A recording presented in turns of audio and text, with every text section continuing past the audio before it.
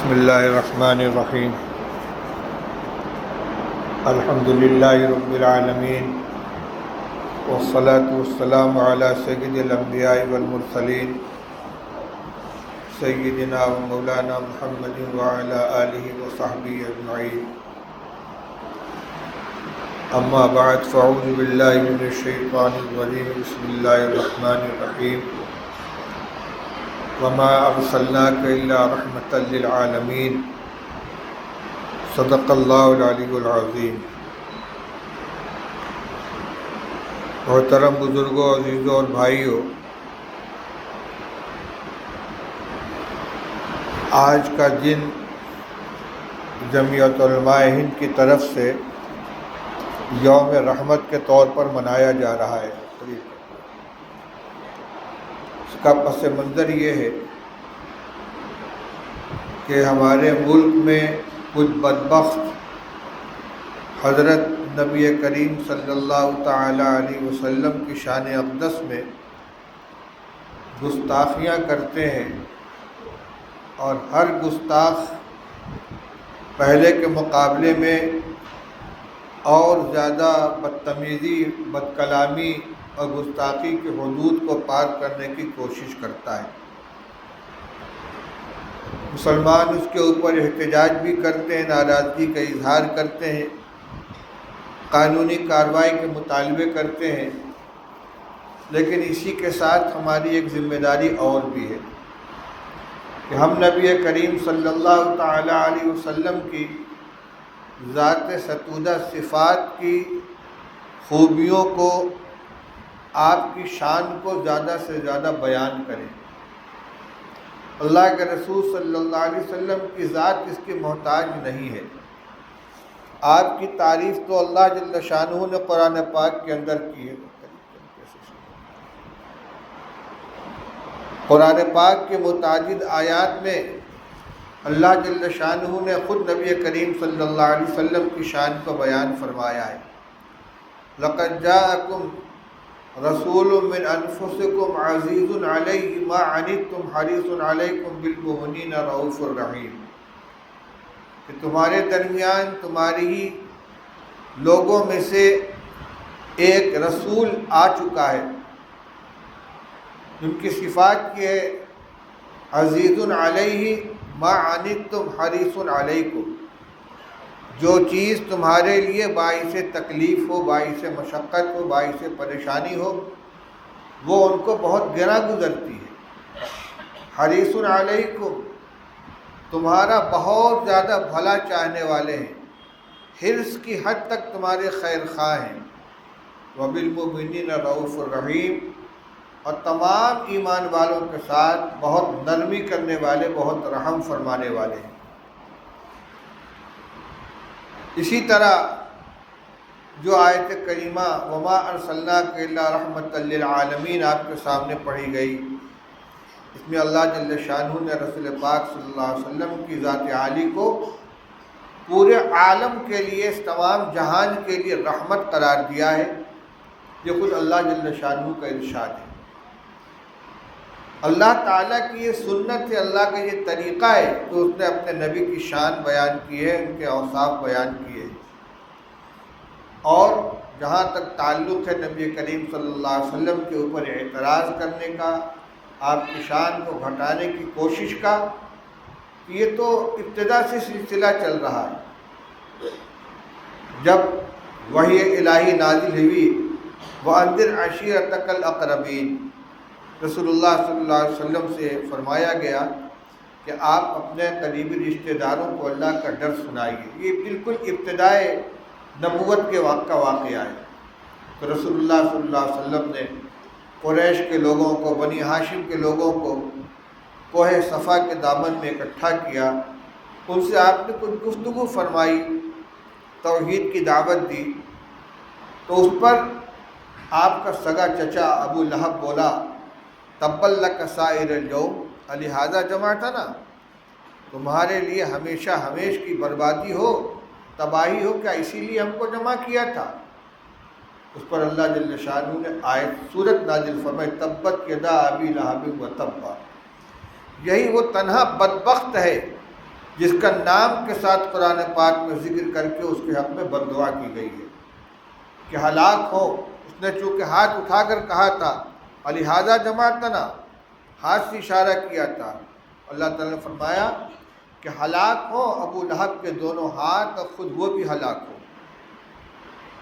تو بدبخت حضور کی شان میں گستاخی کرنے والے اس زمانے میں بھی موجود تھے۔ قریش کے لوگ جو مشرک تھے، ابھی ایمان نہیں لائے تھے، رسول اللہ صلی اللہ علیہ وسلم کے مذمت میں حجوں کے اشعار کہہ کر باندیوں کو یاد کراتے تھے، بازاروں میں گاتی پھریں۔ اس موقع پر حضرت حسان بن ثابت رضی اللہ تعالیٰ عنہ نے رسول اللہ صلی اللہ علیہ وسلم سے اجازت طلب کی کہ یا رسول اللہ آپ اجازت دیں تو میں ان کے حجوں کا جواب دوں۔ رسول اللہ صلی اللہ علیہ وسلم فرمایا کیف بنسبی، میرے نسب کا کیا ہوگا؟ کیونکہ رسول اللہ صلی اللہ علیہ وسلم بھی قریش میں سے ہی تھے، اور عرب کے لوگ جب کسی کے حجوں کرتے تھے، برائی کرتے تھے تو خاندان کو گالی بکتے تھے۔ تو رسول اللہ صلی اللہ علیہ وسلم نے فرمایا کہ جب تم ان کا جواب دو گے اور قریش کی مذمت بیان کرو گے تو میں بھی تو اسی میں سے ہوں۔ تو انہوں نے فرمایا یا رسول اللہ میں آپ کو ان کے درمیان سے اس طرح نکال لوں گا بچا کر جیسے آٹے میں سے بال نکالا جاتا ہے، کہ آٹے میں سے اگر بال نکالا جائے تو اس پر آٹے کا معمولی سا بھی اثر نہیں ہوتا، اس طرح آپ کی شان کو میں بچا لوں گا۔ پھر رسول حسان بن ثابت رضی اللہ تعالیٰ عنہ نے وہ مشہور قصیدہ کہا ہے جو آج بھی عربی ادب کا اور اسلامی نظم کا ایک شاہکار حصہ ہے۔ قصیدہ امن یہجو رسول اللہ منکم وینصرہ ویمدحہ سواء فإن ابی ووالدہ وعرضی لعرض محمد منکم وقاء۔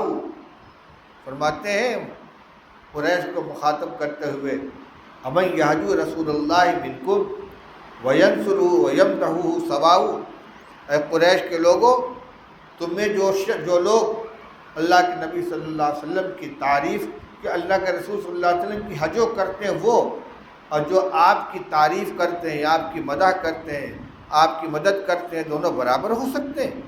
دونوں برابر نہیں ہو سکتے۔ پھر فرماتے ہیں فإن ابی ووالدہ وعرضی لعرض محمد منکم وقاء، میری جان، میرے باپ اور میری آبرو اور عزت سب اللہ کے رسول صلی اللہ علیہ وسلم کو بچانے کے لیے، آپ کی حفاظت کے لیے قربان ہے۔ میری جان بھی قربان، میرے آبا و اجداد بھی قربان، میری عزت و آبرو بھی قربان، حضور صلی اللہ علیہ وسلم کی عزت اور ناموس کی حفاظت کرنے کے لیے میں سب قربان کرنے کے لیے تیار ہوں۔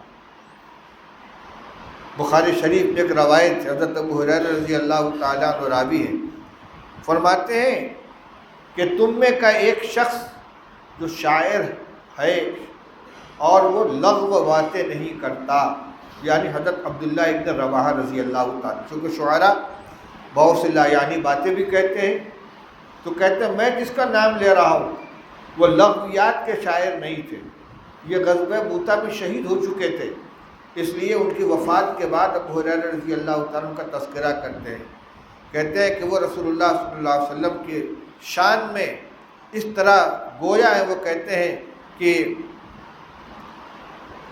یبیت یجافی جنبہ عن فراشہ اذا استثقلت بالمشرکین المضاجع، یبیت یتلو کتاب اللہ اذا انشق معروف من الفجر ساطع۔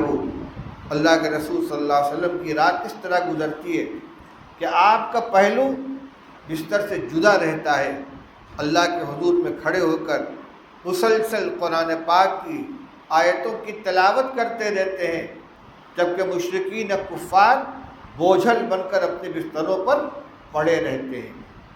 تو یہ صحابہ رضی اللہ تعالیٰ عنہ کا عمل تھا کہ رسول اللہ صلی اللہ علیہ وسلم کی منقبت، آپ کی تعریف اور آپ کی شان کو بیان کرنے کے لیے کبھی شعر میں کبھی نثر میں مجلس کے اندر بیٹھ کر اس کا تذکرہ کیا کرتے تھے آپس کے اندر۔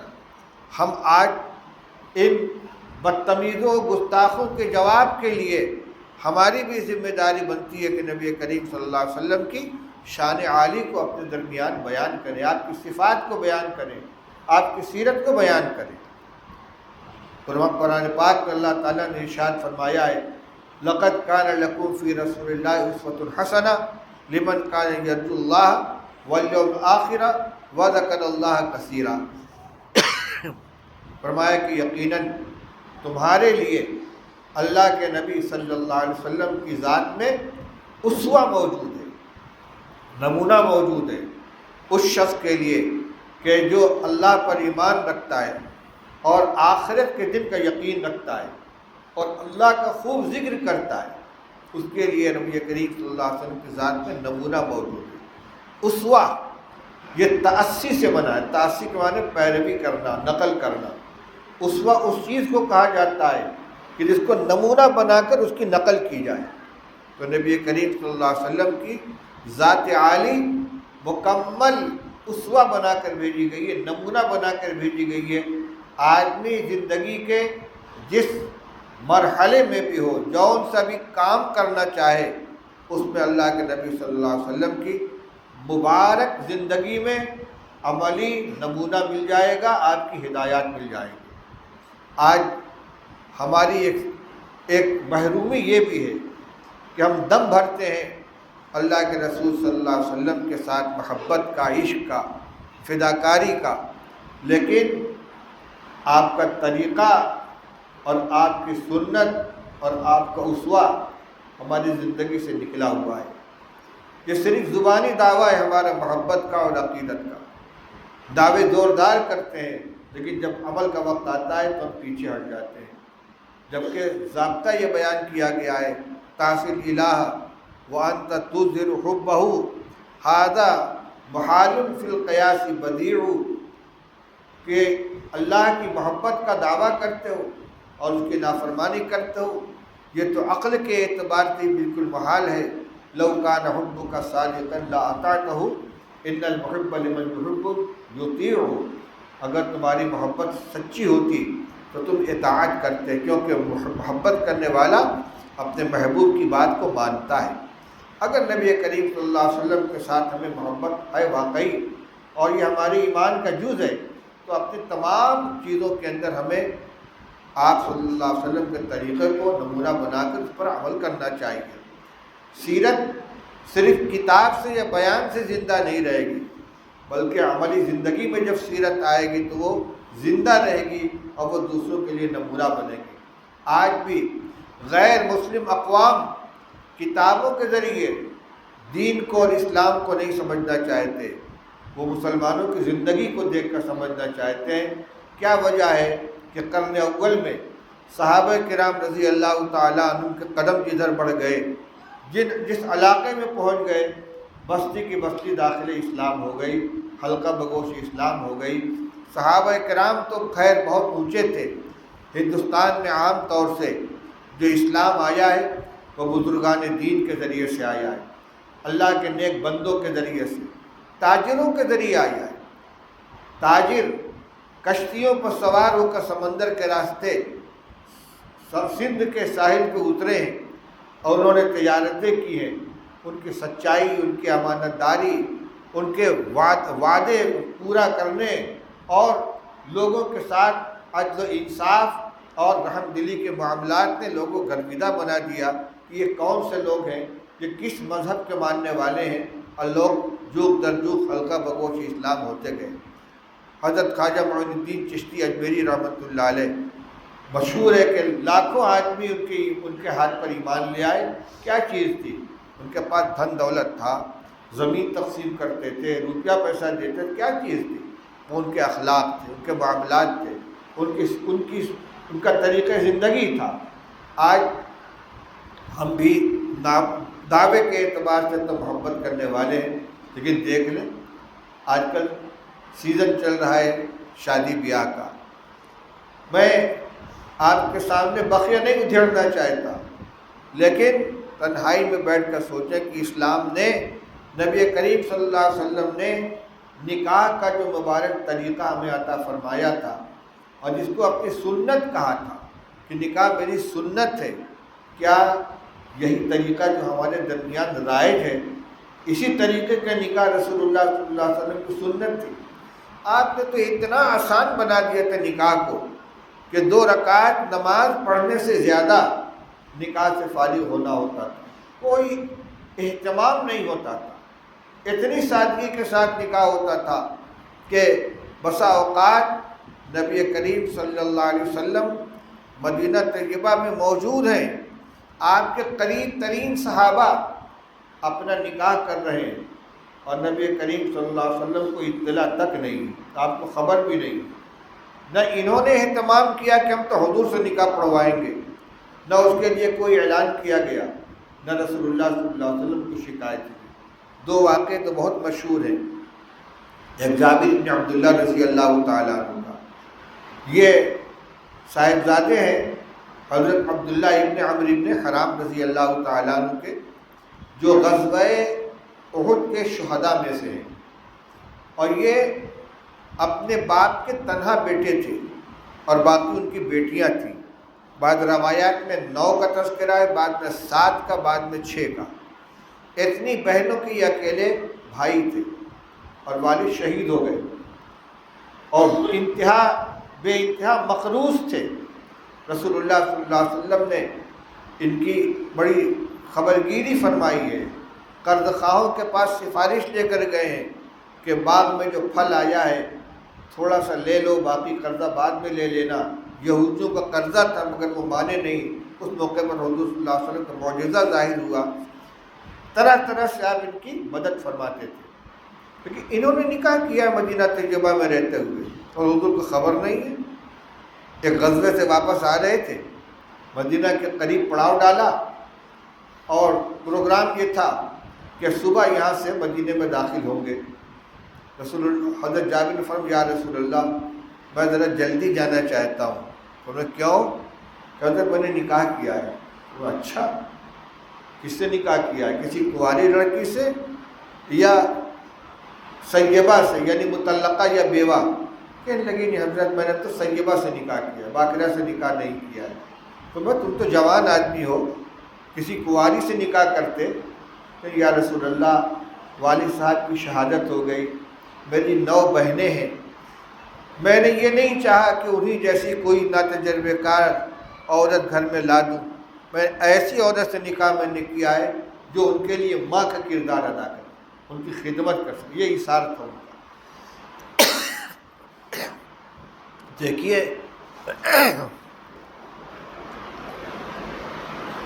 اتنے قریبی صحابی ہیں، حضور صلی اللہ علیہ وسلم ان کے سرپرست ہیں، ان کے معاملات کو دیکھنے والے ہیں، ان کی سرپرستی فرما رہے ہیں، لیکن انہوں نے نکاح کیا ہے، حضور کو اطلاع نہیں ہے۔ عبد الرحمن ابن عوف رضی اللہ تعالیٰ عشرہ مبشرہ میں سے، خوشحال صحابہ کرام میں سے، جب یہ ہجرت کر کے مدینہ آئے ہیں تو حضور صلی اللہ علیہ وسلم نے صحابہ کے درمیان مواخات کا رشتہ قائم فرمایا، یعنی ایک انصاری اور ایک مہاجر، ایک مدینہ والے ایک مکے والے، دونوں کو بھائی بھائی بنا دیا۔ بھائی یہ تمہارے بھائی ہیں، ان تمہارے ساتھ رہیں گے، ان کی خبرگیری کرنا۔ اس سلسلے میں عبد الرحمن ابن عوف رضی اللہ تعالیٰ عنہ کو، جو مہاجرین میں سے تھے، حضرت سعد ابن ربیع جو انصاری تھے ان کا بھائی بنا دیا گیا۔ سعد ابن ربیع رضی اللہ عنہ عبد الرحمن ابن عوف رضی اللہ عنہ کو لے کر گھر گئے، کہا بھائی اللہ کے نبی صلی اللہ علیہ وسلم نے آپ کو میرا بھائی بنایا ہے، اور مدینہ والے جانتے ہیں کہ میں مدینہ کے خوشحال ترین لوگوں میں سے ہوں، بہت باغات ہیں میرے پاس کھجوروں کے، بڑی زمینیں ہیں، اس میں سے آدھا آپ کا آدھا میرا، پورا کی پورا باغ جتنا بھی ہے وہ آدھا آپ کا آدھا میرا، اور میری 2 بیویاں ہیں، تم ان میں سے جس کے بارے میں کہو میں اس کو طلاق دے دوں اور عدت گزر جائے گی تم اس سے نکاح کر لینا۔ کوئی نمونہ پیش کر سکتا ہے اس طرح کی ایثار کا؟ تو کسی بیوی سے عاجز نہیں تھے، لیکن کہتے کہ حضور نے آپ کو میرا بھائی بنایا ہے تو میری جائیداد بھی سب کے سب آدھی آپ کی، اور یہ بیوی بھی میری، چونکہ وہ بیوی کو چھوڑ کر آئے تھے۔ ادھر سے یہ ایثار تھا، ادھر سے یہ استغنا۔ عبد الرحمن ابن عوف نے فرمایا کہ بھائی میں مکہ میں بھی تجارت کرتا تھا، مجھے ضرورت نہیں، اللہ تمہارے مال میں اور تمہارے اہل و عیال میں برکت عطا فرمائے، سب زمین جائیداد تمہاری اپنی، میں نہیں لوں گا، مجھے تو مدینہ کے بازار کا پتہ بتا دو، میں کچھ خرید فروخت کر کے کچھ کمائی کر لوں گا، اور اللہ تمہارے اہل و عیال میں گھر والی بھی برکت عطا فرمائے، کسی کو طلاق دینے کی ضرورت نہیں۔ چنانچہ بازار کا پتہ معلوم کر لیا، بازار آئے گئے، چند روز میں کچھ کمائی کر لی۔ ایک دن حضور کی خدمت میں حاضر ہوئے تو کپڑے کے اوپر کچھ پیلا پیلا سا دھبا نظر آ رہا تھا۔ عرب کی عورتیں کسم میں یا زعفران میں اپنے کپڑے رنگتی تھیں، اور خاص طور سے شادی کے بعد رخصتی کے لیے جو کپڑا استعمال کیا جاتا تھا وہ اس رنگ کا رنگا ہوا ہوتا تھا۔ اس رنگ کا کچھ دھبا عبد الرحمن ابن عوف رضی اللہ عنہ کے کپڑے پر نظر پڑا۔ باہیم یا عبد الرحمن، کیا معاملہ ہے؟ تمہارے کپڑوں کو پیلا پیلا دھبا کیسا نظر آئے؟ یا رسول اللہ تزوجت، حضرت میں نے نکاح کیا ہے۔ کہ کس سے نکاح کیا ہے؟ کہ ایک انصاری خاتون سے۔ کہ مہر میں کیا دیا ہے؟ کہ 5 درہم کے برابر سونا دیا ہے، اور میں ولیمہ کرنا چاہے ایک بکری کے انہیں قربان کرنی پڑے۔ یہ نہیں فرمایا مجھے خبر بھی نہیں، تم نے نکاح پڑھوا لیا، شادی کر لی، مجھے پتہ بھی نہیں دیا۔ یہ عبد الرحمن ابن عوف عشرہ مبشرہ میں سے 10 نمایاں صحابہ کرام میں تھے جن کو حضور صلی اللہ علیہ وسلم نے ایک ساتھ جنت کی بشارت عطا فرمائی ہے۔ خلفاء راشدین جو 4 ہیں بالترتیب، ان کے بعد انہی حضرات کا درجہ ہے۔ یہ طریقہ رسول اللہ صلی اللہ علیہ وسلم نے دیا تھا، اتنا آسان کر دیا تھا۔ اور آج ہم نے کارڈ پر تو نکاح من سنتی چھاپتے ہیں، سنت رسول اللہ صلی اللہ علیہ وسلم کو طریقہ خود ساختہ، اس قدر اس کے اندر پابندیاں رسم و رواج لگا رکھے ہیں جھوٹی عزت اور ناموری کے لیے، کہ اس نے نکاح اور شادی کو بوجھ بنا دیا ہے، جس کے بڑے خراب نتائج آ رہے ہیں۔ آج کتنی بچیاں غیروں کے ساتھ جا رہی ہیں، جہاں اس کے اسباب میں ان کا دین سے ناواقف ہونا، عقیدے اور ایمان سے ناواقف ہونا، یا اس کی عظمت اور اہمیت کا ان کے دلوں میں نہ ہونا ہے، والدین کی تربیت کی کوتاہی ہے۔ وہیں ایک سبب یہ بھی ہے کہ ہم نے لڑکیوں کی شادی کے لیے جو پابندیاں لگا رکھی ہیں، اتنا جہیز ہونا چاہیے، جہیز تو خیر ہماری برادری میں الحمدللہ نہیں ہے، لیکن اتنا بڑا، اتنا زیور ہو، اتنے جوڑے کپڑے ہوں، اور اتنی دعوت ہو، ناشتے کی دعوت میں یہ آئٹم ہو، اور شادی کے بعد کے نائٹ کی دعوت میں یہ آئٹم ہو۔ جب ایک پورا یہ نظام بن جائے گا تب نکاح کیا جائے گا، جس کی وجہ سے نکاح لیٹ سے لیٹ ہوتا چلا جا رہا ہے۔ جب کہ حضور صلی اللہ علیہ وسلم نے حضرت علی سے فرمایا کہ یا علی لا تؤخر ثلاثا، علی 3 چیزوں کو لیٹ مت کرنا، الصلاۃ اذا آنت، نماز کا وقت ہو جائے تو تاخیر مت کرنا، والجنازۃ اذا حضرت، جنازہ تیار ہو کر آ جائے تو نماز اور تدفین میں تاخیر مت کرنا، والأیم اذا وجدت لا کفوا، اور لڑکی جب نکاح کی عمر کو پہنچ جائے اور کوئی مناسب رشتہ آ جائے تو نکاح میں تاخیر مت کرنا۔ اس کی خلاف ورزی کر رہے ہیں، ٹالتے ہیں، لیٹ کرتے ہیں، اس کے جذبات دوسرے رخ پر چلے جاتے ہیں، پھر حادثات پیش آتے ہیں۔ بہرحال یہ چند باتیں میں نے اس پس منظر میں عرض کی کہ ہم رسول اللہ صلی اللہ علیہ وسلم کی تعلیمات کی تعریف کرتے ہیں، اس کا ذکر کرتے ہیں، یہ ہماری ذمہ داری ہے، لیکن خود عمل کا جب نمبر آتا ہے اس میں ہم کمزور ہو جاتے ہیں۔ ہمیں اس پہلو پر بھی توجہ کرنی چاہیے۔ جتنی ہماری زندگی میں سنت زندہ ہوگی، حضور صلی اللہ علیہ وسلم کی تعلیمات ہوں گی، اتنا ہی چین، سکون اور راحت کے ساتھ ہم زندگی گزاریں گے۔ چاہے دنیا والے کچھ بھی کہیں، لیکن راحت اور چین اسی کے اندر ہے۔ ہمیں اس کا اپنی چین اور اپنے راحت کا خیال رکھنا چاہیے۔ اللہ تعالیٰ ہمیں توفیق عطا فرمائے۔